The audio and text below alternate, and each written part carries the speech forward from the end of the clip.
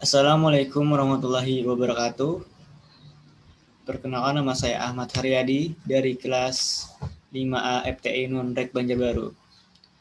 NPM 186300004. Mata kuliah Interaksi Manusia dan Komputer. Fakultas Teknologi Informasi, Prodi Teknik Informatika. Di sini saya akan menjelaskan presentasi teknik evaluasi, di mana evaluasi menguji kegunaan, usability, dan fungsi dari sistem interaktif. Evaluasi dapat dilakukan pada laboratorium, lapangan pekerjaan, dan kerjasama dengan user. Beberapa pendekatan yang mengevaluasi perancangan atau desain, yaitu metode analitik, metode review, dan metode berbasis model. Beberapa pendekatan yang mengevaluasi implementasi, yaitu metode eksperimental, metode observasi, dan metode query. Metode evaluasi harus dipilih secara cermat dan harus cocok dengan pekerjaan. Kemudian, evaluasi digunakan untuk melihat apakah hasil rancangan dengan proses uji coba telah sesuai dengan permintaan pengguna user. Poin kedua, proses ini tidak dikerjakan dalam satu fase proses perancangan, tetapi melalui perancangan dengan prinsip life cycle.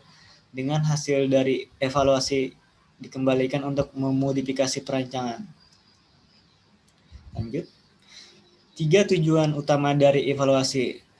Yang pertama, melihat seberapa jauh sistem berfungsi. Desain sistem memungkinkan user melakukan tugas yang dibutuhkan dengan lebih mudah. Ini tidak hanya membuat fungsionalitas yang sesuai ada di sistem, tetapi membuat mudah dicapai oleh user. User dapat melakukan aksi untuk melaksanakan tugas, juga mencakup kesesuaian penggunaan sistem terhadap harapan user pada tugas tersebut. Evaluasi pada tahap ini meliputi pengukuran unjuk kerja dari user pada sistem untuk melihat keefektifan sistem dalam mendukung tugas. Poin kedua, melihat efek interface bagi pengguna, yaitu ini mencakup pertimbangan aspek dari kemudahan sistem yang dipelajari, usability, dan perilaku user. Penting juga kita mendefinisikan area desain yang berlebih dari user dengan menggunakan sejumlah informasi yang berlebih. Kemudian yang poin ketiga, mengidentifikasi problem khusus yang terjadi pada sistem. Ketika menggunakan konteks yang diinginkan, menyebabkan hasil yang tidak diinginkan, atau terjadi kekacauan di antara user. Ini tentunya berhubungan dengan usability dan fungsionalitas dari desain bergantung pada sebab masalah. Tujuan ini merupakan aspek negatif dari desain. Lanjut ke jenis-jenis evaluasi. Ada 2 jenis utama dari evaluasi, yaitu dalam kondisi percobaan laboratorium atau laboratorium. Penggunaan pengujian sistem ini pada ruang percobaan mempunyai beberapa kondisi di antaranya. Laboratorium yang bagus biasanya memiliki fasilitas perekaman audiovisual yang baik, cermin 2 arah, komputer beserta perlengkapan yang mungkin tidak ada lokasi kerja sebenarnya. Operator bebas dari gangguan yang menghambat pekerjaan. Beberapa situasi hanya dapat dilakukan di lab, seperti sistem yang akan digunakan ditempatkan pada lokasi yang berbahaya atau lokasi yang terpencil, contoh stasiun ruang angkasa.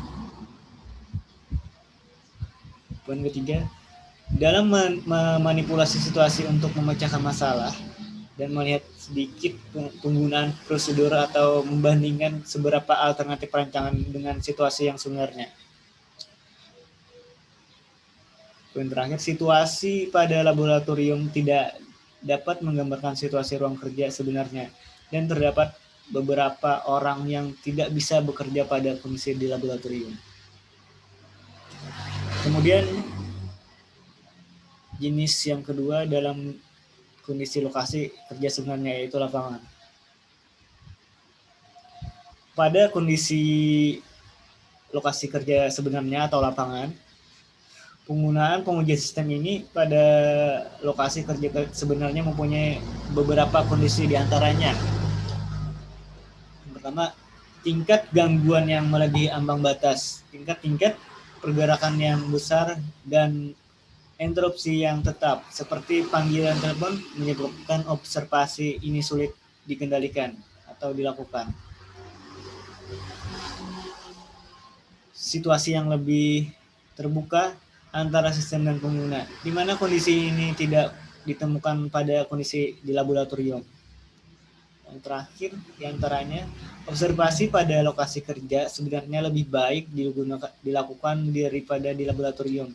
Dan gangguan-gangguan yang terjadi pada lokasi ini digunakan sebagai situasi yang mewakili situasi sebenarnya, dan digunakan untuk proses penyimpanan dan pengambilan selama tugas. Evaluasi setelah perancangan. Evaluasi pertama sistem idealnya dilakukan sebelum implementasi dimulai. Jika perancangan dievaluasi, kesalahan dapat dihindari karena perancangan diubah atau diperbaiki sebelumnya. Sejumlah metode dibuat untuk mengevaluasi perancangan sebelum implementasi, yaitu cognitive workshop adalah suatu usaha yang dilakukan oleh untuk mengenalkan teori psikologi ke dalam bentuk informal dan subjektif, atau dengan kata lain mempunyai tujuan untuk mengevaluasi perancangan dengan melihat seberapa besar dukungan yang diberikan ke pengguna untuk mempelajari seberapa tugas yang diberikan. Pendekatan ini dikemukakan oleh Paulson DKK. Workshop dilaksanakan oleh perancang atau seorang ahli dalam psikologi kognitif. Ahli bekerja melalui perancangan tugas tertentu, tahap demi tahap, mengidentifikasi masalah yang berpotensi sebagai kriteria psikologi, kemudian dibandingkan ke proses di mana perancang software akan bekerja dengan coding pada kondisi yang berbeda, dalam kurung menggunakan set data yang berbeda atau kondisi yang salah. Misalnya, untuk mengevaluasi unjuk kerja setiap software dalam pendekatan ini terdapat beberapa isu yang timbul, seperti pengaruh apa yang timbul setelah tugas ini diberikan ke pengguna, proses kognitif apa yang tersedia, masalah pembelajaran apa yang seharusnya timbul. Poin kedua, heuristic evaluation diusulkan oleh Nielsen dan Molich, hampir sama dengan cognitive workshop, tetapi sedikit terstruktur dan sedikit terarah. Pada pendekatan ini, sekumpulan kriteria usability dan heuristik didefinisikan dan perancangan dilaksanakan. Misalnya, di mana kriteria dilanggar dalam sistem ini terdapat beberapa kriteria. Yang pertama, perilaku sistem dapat dipastikan, perilaku sistem konsisten, feedback tersedia, kemanapun memori user tidak melebihi batas, dan yang terakhir, dialog merupakan orientasi tugas. Kemudian review based. Review based adalah evaluasi antara psikologi eksperimen dengan interaksi manusia dan komputer, menghasilkan hasil-hasil eksperimen yang baik dan pengalaman yang nyata, beberapa di antaranya dari domain khusus ke umum, tetapi kebanyakan berhubungan dengan isu genetik dan teraplikasi pada berbagai situasi. Misalnya pada usability dari tipe menu yang berbeda, pemanggilan nama perintah, dan pemilihan icon. Dan yang terakhir, model based. Model based merupakan pendekatan terakhir untuk mengevaluasi perancangan dengan mengkombinasikan spesifikasi perancangan dan evaluasi ke dalam kerangka kerjasama. Contoh GOMS model, keystroke level model dan desain rasional. Demikian presentasi dari saya. Wabillahi taufiq wal hidayah. Wassalamualaikum warahmatullahi wabarakatuh.